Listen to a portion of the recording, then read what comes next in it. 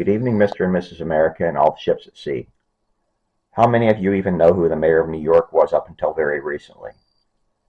I can remember Rudy Giuliani because he became known on the national stage as a member of President Donald Trump's legal team.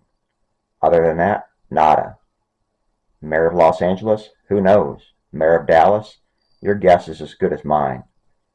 So what is the point I am trying to make here? Allow this puppet to ramble for a minute or three. Ever heard of a man named Damian Williams? Well, he wants to make certain you know who he is and that you never forget.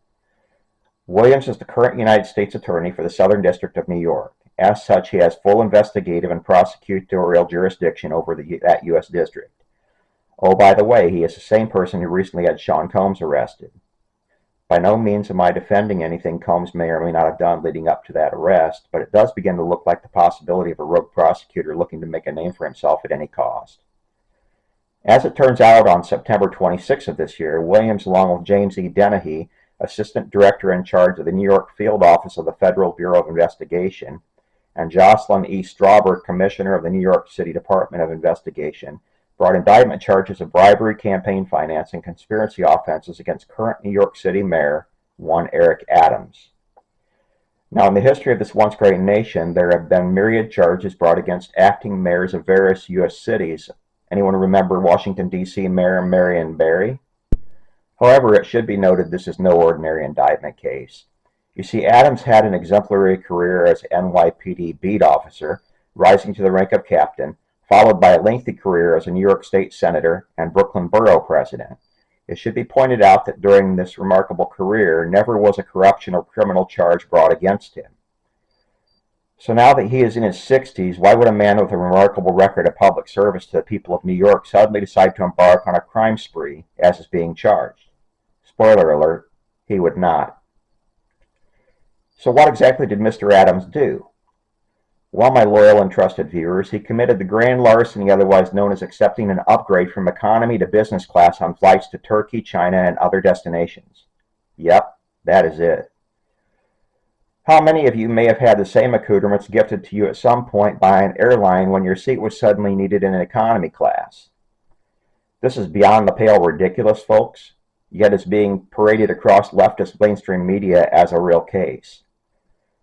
The Department of Injustice, headed by felon Merrick Garland, is claiming that Mr. Adams took illegal bribes from Turkish officials simply by having his airline seat upgraded. Now that can be serious in an alternate universe. Never mind the massive bribes known to have been taken by Felon Joe, his brother James, and son Hunter from nations known to be sworn enemies of the United States.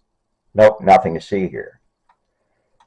My friends, think on the inner workings at work here, as it pertains to the Biden Department of Injustice. What have we seen from them over the past 3.5 years? Nothing but banana republic tactics aimed squarely at nothing more than taking down their sworn political enemies. Stuff of Stalin and Mussolini and Jinping. So the next question is, why would a conservative puppet like myself be defending a liberal Democrat like Eric Adams, the mayor of the most liberal city in the United States? Simply because it is wrong what Merrick Garland, Chris Wray, and their band of felons are trying to foist upon Adams and the American populace as a whole, along with the fact that I'm sick and tired of their same banana republic Latin America thug tactics.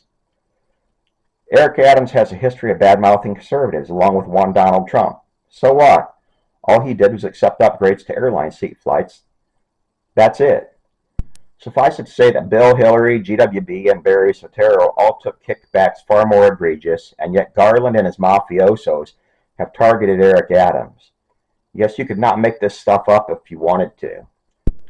In fact, we have documented cases of Bill and Hillary accepting multi-millions to their Clinton Foundation, also known as money laundering machine, along with Hillary herself having destroyed hard drives and smashed government cell phones in order to impede any investigation, and nada, nothing, zero was done. We also have documented cases of the Biden criminal syndicate having accepted millions in bribes from nefarious foreign nations in their contacts, along with having set up numerous false LLCs in order to mask all money laundering activities, and nada, nothing, zero was done. Then we have Nancy and Paul Pelosi. You know, the San Francisco mob who profited greatly from insider trading, all while Martha Stewart did time in a federal penitentiary for lesser activities. Yes, the Banana Republic meter is now off the scale. So what exactly did Eric Adams do to piss off the Garland Ray Mafia? Well, he made the serious mistake of denouncing the dropping of mass loads of illegal immigrants into his city. Yep, and of all things, he did so at a city hall meeting. You can be certain that some criminal plants in that meeting who may have had personal access to Grind ratted him out to the head Don in Biden's crime machine. Next thing you know, they sicked Damian Williams on Adams, so either to break his kneecaps or maybe even worse. Remember when Biden Department of Injustice held outings at LA Dodgers Stadium in Los Angeles whereby they denounced Catholics as terrorists? This is nothing more than the same from a felon Jew who wields an iron fist over America at this very moment. Yep, Merrick Garland. As it turns out, Garland is a weak, petulant man, one who failed in his hopes of becoming a U.S. Supreme Court justice, and miserably so. And now, many years later, we are still suffering his wrath for such hurt feelings, and it turns out that Eric Adams is getting ready to pay the ultimate price. As Jim Croce said a long time ago, you don't tug on Superman's cape, you don't spit into the wind, you don't pull the mask off that old Lone Ranger, and you don't mess around with Jim, or as it turns out in this case, Merrick, Chris, and Felon Joe. November 5th cannot come soon enough, my loyal compatriots. Good night, and sleep well.